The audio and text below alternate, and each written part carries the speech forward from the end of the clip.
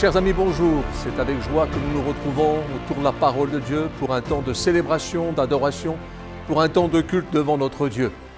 Nous vous proposons non seulement la parole de Dieu, mais un temps de louange avec des amis qui vont célébrer notre Sauveur et Seigneur, et puis un temps d'intérêt autour de l'œuvre de l'évangélisation auprès des enfants. Que Dieu nous bénisse et bon culte dans le Seigneur.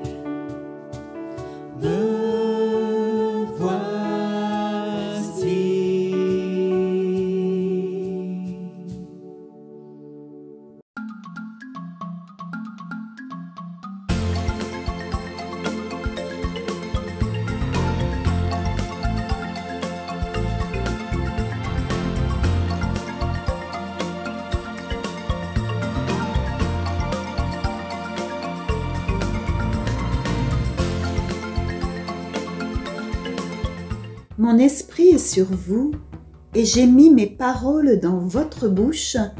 Elles sont pour vous, pour vos enfants, et pour les enfants de leurs enfants. » Des aveugles et des boiteux s'approchèrent de Jésus dans le temple, et il les guérit. Les chefs et les prêtres et les maîtres de la loi voient les choses étonnantes que Jésus vient de faire. Ils voient aussi les enfants qui crient dans le temple « Gloire au fils de David !» Alors, ils se mettent en colère. « Est-ce que tu entends ce que les enfants disent ?» Jésus répond « Oui. » Vous n'avez donc pas lu cette phrase dans les livres saints ? La bouche des enfants et des bébés dit ta gloire comme tu l'as voulu. Le jour de la Pentecôte, l'apôtre Pierre nous laisse cet appel vibrant. Changez votre vie. Chacun de vous doit se faire baptiser au nom de Jésus-Christ. Ainsi Dieu pardonnera vos péchés et il vous donnera l'Esprit Saint. En effet, la promesse est pour vous et pour vos enfants. Des gens amenèrent des enfants à Jésus pour qu'il les touche.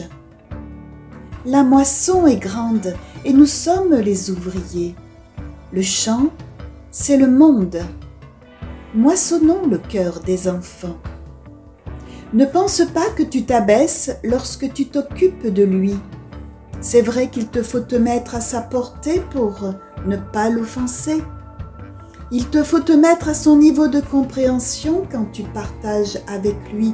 Ce qui en fait le plus difficile pour toi, ce n'est pas de t'abaisser vers l'enfant, mais c'est de devoir t'élever jusque vers lui, d'élever les yeux vers lui, d'élever tes regards vers ces êtres innocents, fragiles, vulnérables et victimes parfois de tant de drames, d'élever ton bras vers lui, d'ouvrir ta main pour qu'elle se veuille rassurante quand tu tiens sa main si chétive et tremblante.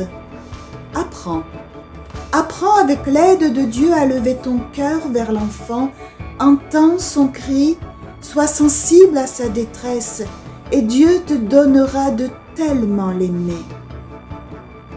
Son royaume est pour ceux qui leur ressemblent, et ce n'est pas la volonté de votre Père qui est dans les cieux qu'il se perde un seul de ses petits. Viens, viens Esprit de Dieu, éveille mon âme, souffle Seigneur sur ces enfants qui sont assis dans l'ombre de la mort. Dieu dit, lève-toi. Pousse des gémissements à l'entrée des veilles de la nuit. Répands ton cœur comme de l'eau en présence du Seigneur.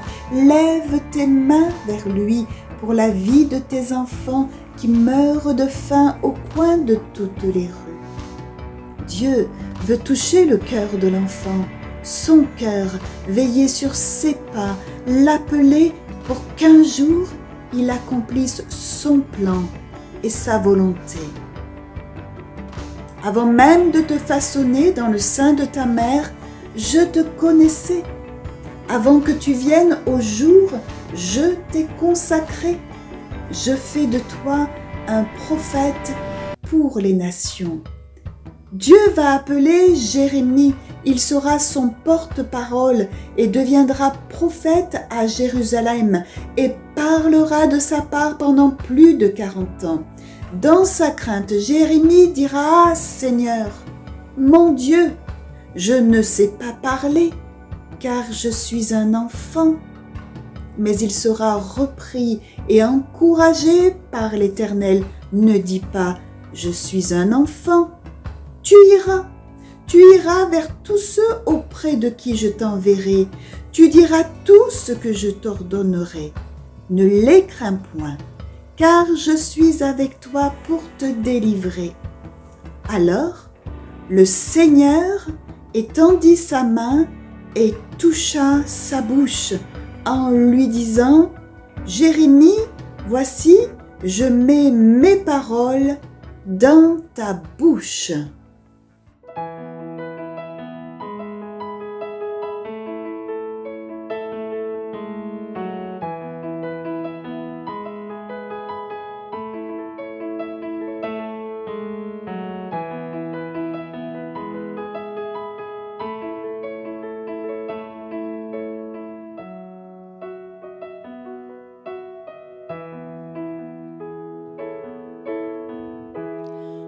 Montre-nous aujourd'hui ta puissance. Ô Seigneur, c'est le cri de nos cœurs.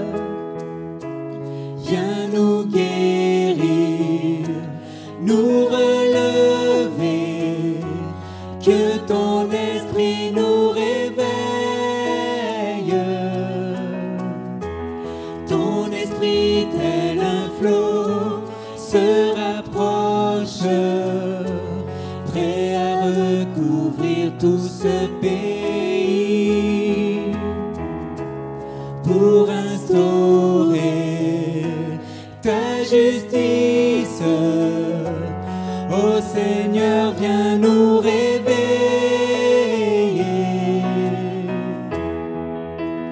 Guéris ce pays.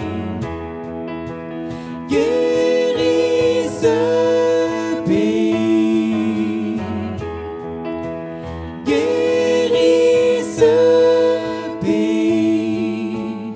Répands sur lui ton Esprit Saint. Montre-nous aujourd'hui ta puissance. Ô Seigneur, c'est le cri de nos cœurs. Viens nous guérir, nous relever, que ton esprit nous réveille. Guéris ce pays. Guéris ce pays. Guéris ce pays. Répands sur lui ton Esprit Saint. Guéris ce pays. Guéris ce pays. Guéris ce pays.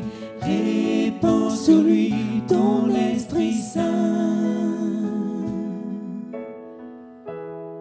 Nous voici réunis autour de la parole de Dieu. Cette parole de vie que Dieu nous a laissée, faite chair. Et cette parole, aujourd'hui, nous voulons la méditer sur un thème, la victoire. La victoire que nous avons en Jésus-Christ. Non pas sur nos voisins, sur nos concurrents, devant l'adversité seulement, mais la victoire sur nous-mêmes. La victoire sur ce qui est inexorable dans notre existence, cette ombre qui nous empêche d'être heureux. Il y a des mots importants dans l'existence, tels que le mot amour, le mot paix. Il y a aussi des mots qui marquent des étapes de notre vie, telles que la naissance d'un être cher ou le départ, la mort d'un être cher. Et voici qu'en filigrane de tous ces mots, de toutes ces priorités de notre existence, il y a un autre mot qui est tout simplement le mot victoire. Non pas simplement être vainqueur sur quelqu'un, ou de gagner, ou de réussir, mais ce mot victoire qui peut bouleverser notre vie et nous amener d'étape en étape à relever la tête et aller de l'avant et croire non seulement dans l'avenir, mais croire en celui qui a notre avenir entre ses mains. L'apôtre Paul dira dans l'épître aux Romains, au chapitre 7, versets 18 et 19, « Ce qui est bon, je le sais, n'habite pas en moi, c'est-à-dire dans ma chair. J'ai la volonté, mais non le pouvoir de faire le bien. Car je ne fais pas le bien que je veux, et je fais le mal que je ne veux pas. » Cet homme avec un caractère trempé, cet homme compétent, cet homme érudit, cet homme qui a réussi dans l'existence, cet homme qui avait sa carrière ouverte devant lui, reconnaît de par sa nature humaine que quand bien même il est de ces vainqueurs, de ces gagneurs, de ces winners, de ceux qui passent devant, il reconnaît que de par sa nature humaine, il y a comme une ombre dans sa vie, il y a une tache dans son existence, il y a comme une condamnation, et il le dira plus loin, toujours dans l'épître de Paul aux Romains, chapitre 7, verset 24, « Misérable que je suis, qui me délivrera du corps de cette mort ?» Oui, tu peux être un gagnant, tu peux être un vainqueur, tu peux réussir et être apprécié, tu peux avoir ta vie entre tes mains, tu peux être de ceux et de celles qu'on adule et pourtant avoir une ombre là, au fond de ton cœur, au fond de ton esprit. Et cette ombre, d'autres l'appelleront le péché. Mais à la lumière de la parole de Dieu, nous comprenons que cette ombre, oui, en effet, c'est le péché. Et c'est tout simplement ne pas connaître celui qui est le principe même de la lumière, celui qui est le Créateur, celui qui nous a tant aimés, celui qui peut aujourd'hui, là, pendant que nous méditons ce texte, bouleverser notre vie et changer notre existence. Il y a un message de vie, une parole écrite, cette Bible que je tiens dans ma main. Je peux plonger mes regards dans ces écrits, que ce soit dans cette langue française ou dans d'autres langues sur la surface de la terre, pour toute génération, pour toute culture, quels que soient les rangs sociaux, tout homme, toute femme, tout enfant, tout vieillard peut plonger ses regards et découvrir que cette parole est une bonne nouvelle. Voici dans ce même chapitre aux Romains, au chapitre 7, verset 25, nous lisons « Grâce soit rendue à Dieu par Jésus-Christ notre Seigneur ». Et au chapitre 8, « Il n'y a donc maintenant aucune condamnation pour ceux qui sont en Jésus-Christ ». Alors vous pourriez bien sûr réagir, peut-être que c'est le cas dans votre fort intérieur, vous qui écoutez, vous qui entendez, vous qui êtes là dans l'attente quelque part, vous pourriez dire « Attendez, mais qu'est-ce que vous me racontez ? Je me défends de tomber dans une spirale d'accusation. Oui, certes, je ne suis pas parfait, mais quand même, il y a des valeurs dans l'existence, il y a une morale, et puis nous avons des projets, j'ai des défis à relever, et j'ai réussi peut-être même à la force de mon poignet.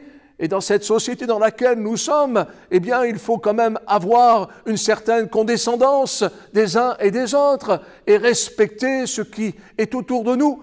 J'en conviens, l'Évangile n'est pas venu pour révolutionner le monde, l'Évangile est venu pour changer notre cœur, car l'Évangile, cette bonne nouvelle, se résume en notre Sauveur et Seigneur, Jésus-Christ. Certes, il y a dans le monde dans lequel nous sommes, quelles que soient les sociétés, l'échelle des valeurs. Nous pourrions dire aujourd'hui, par les mots que nous connaissons, la validation de nos acquis. Et si certains sont diplômés, hautement diplômés, d'autres ne le sont pas, mais pour autant, ils sont capables, ils peuvent, ils ont réussi, et ils tiennent leur existence entre leurs mains, certes, à la force du poignet, comme je venais de le dire, ou peut-être tout simplement parce qu'ils ont eu de la chance, mais pour autant, ceci ne changera pas notre existence de par notre nature humaine. Les hommes pensent que dans l'avenir, demain, le monde ira mieux, mais cela fait si longtemps que ceci se dit. Et certes, des progrès en la matière sont devant nous, palpables, et nous en bénéficions tous, mais pour autant, le cœur humain n'a pas changé.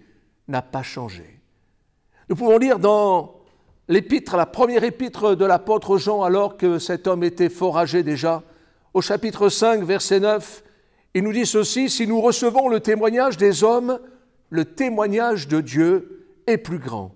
Car le témoignage de Dieu consiste en ce qu'il a rendu témoignage à son Fils. » Le témoignage des hommes, notre réputation, la garantie qu'ils peuvent porter sur nous, le parrainage qu'ils peuvent mettre sur notre personne est pour nous satisfaisant, mais ne peut en aucun cas nous sauver, changer notre existence.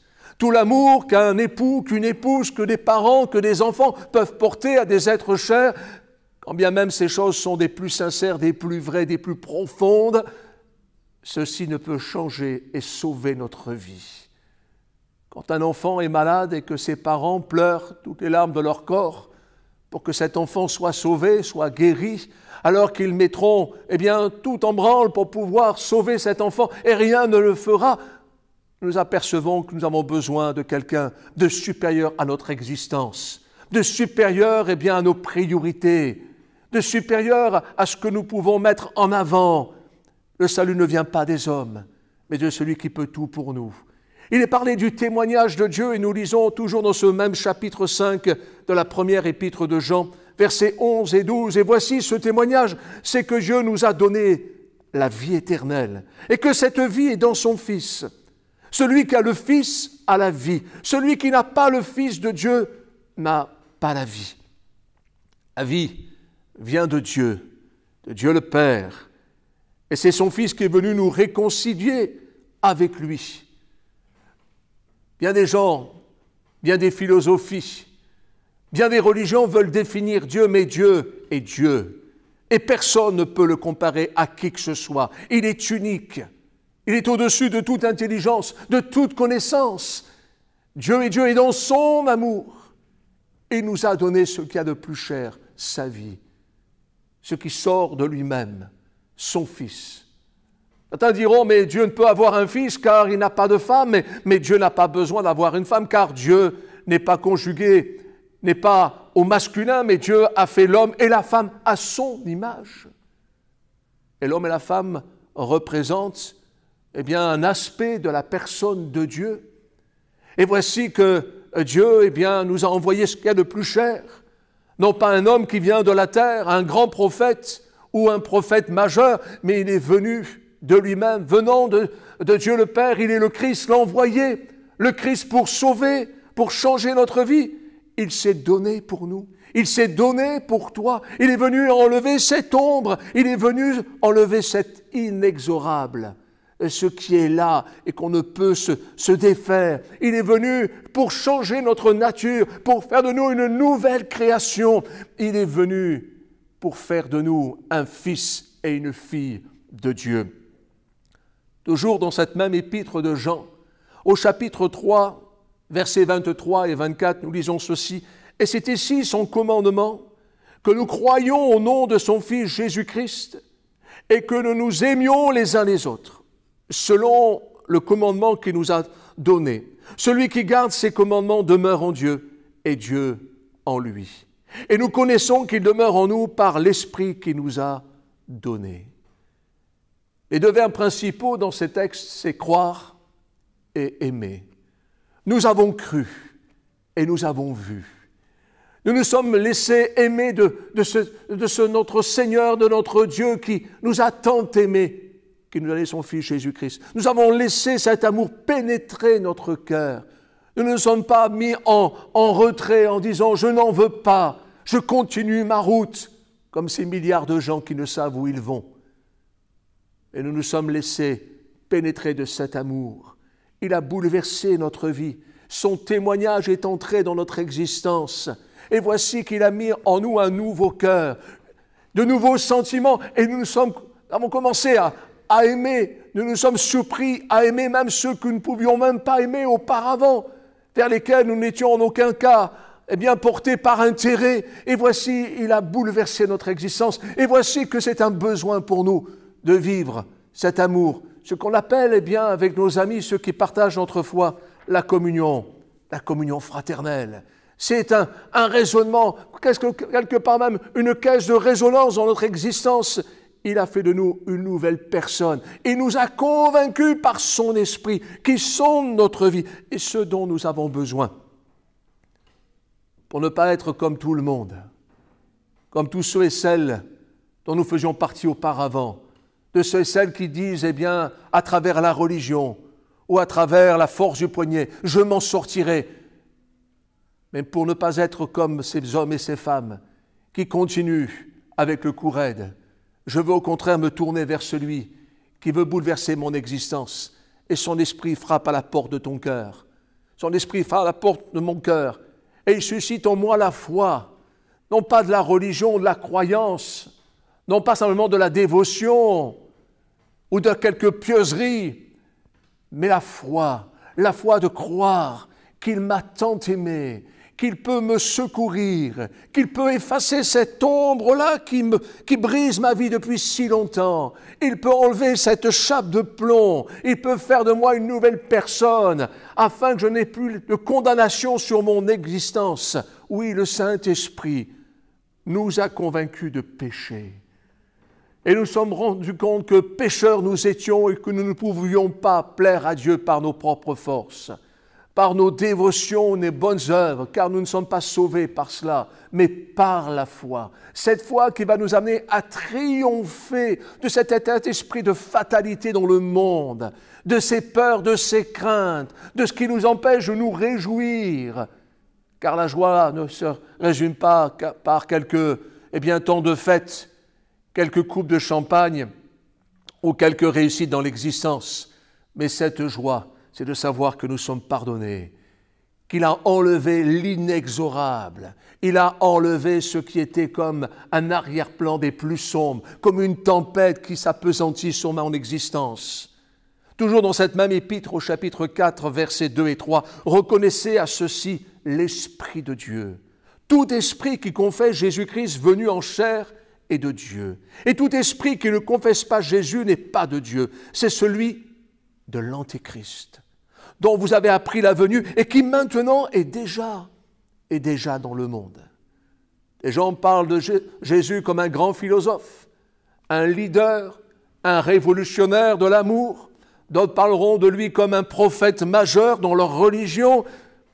D'autres diront c'est un des Christ que la force supérieure nous a envoyé.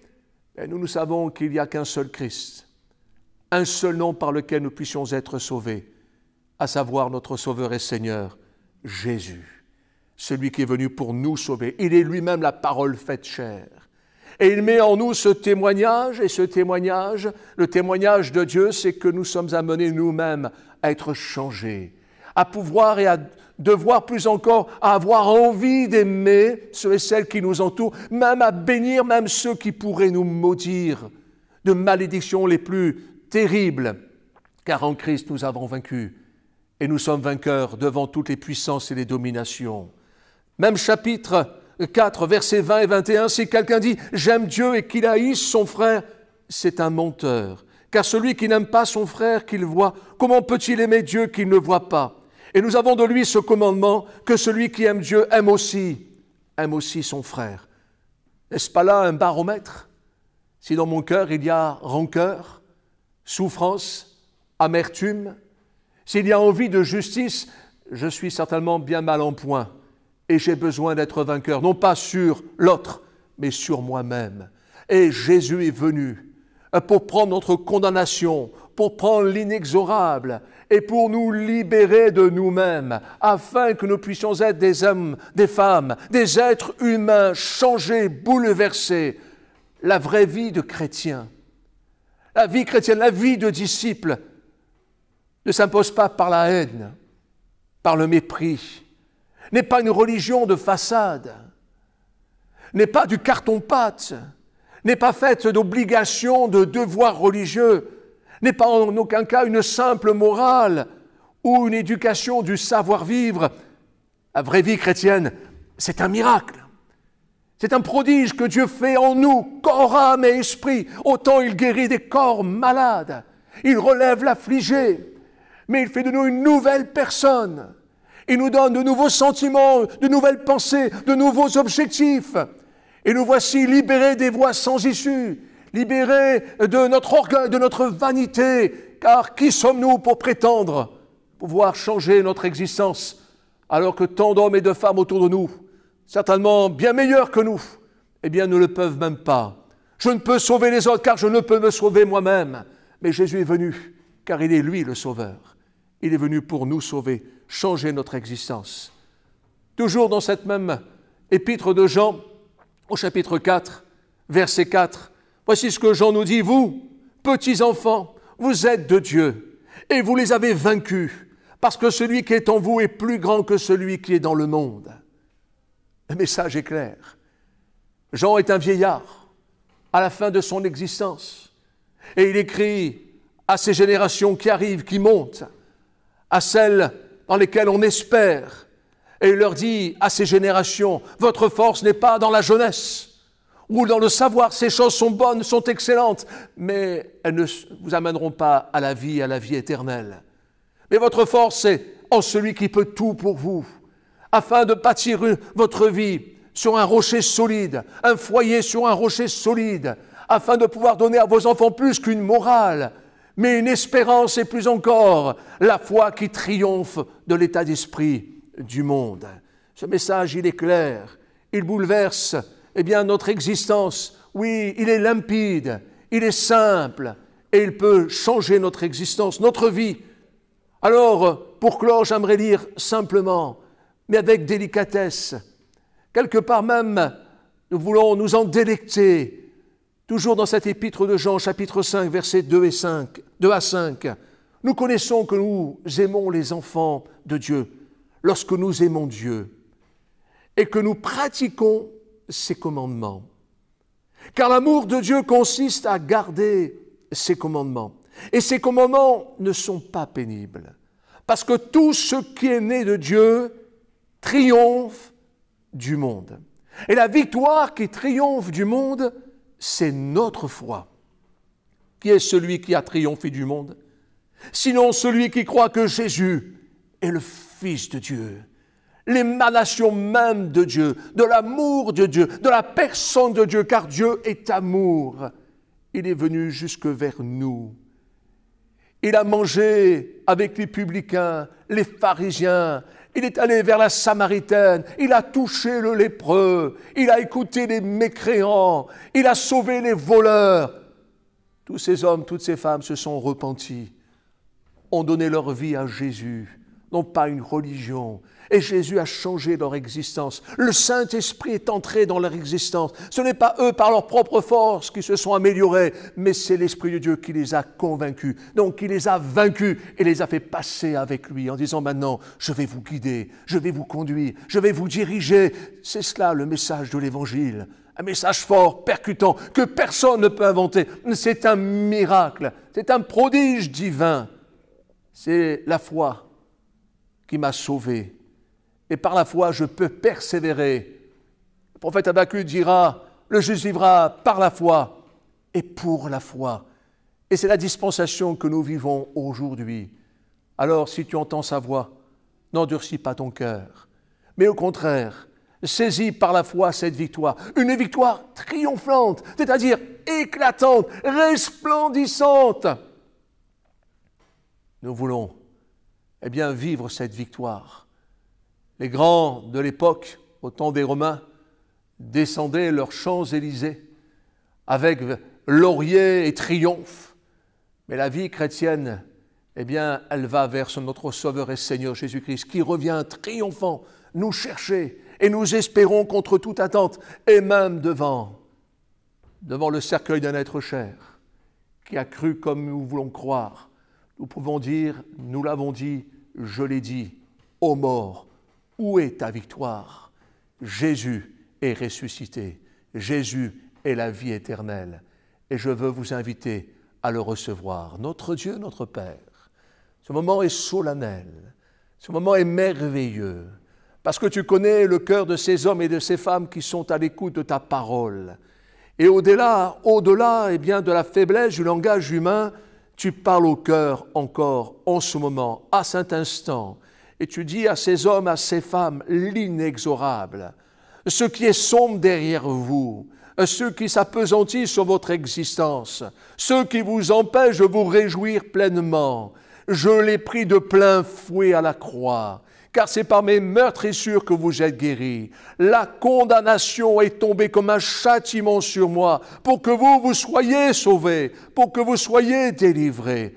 Alors l'Esprit de Dieu, Seigneur, viens agir dans leur cœur maintenant. Viens faire ton œuvre en eux maintenant, Seigneur. Par ton esprit, tu viens et tu nous convaincs de péché pour nous rendre non seulement meilleurs, mais vainqueurs. Pour que, par la foi, nous ayons une victoire triomphante qui nous emmène jusque dans la vie éternelle.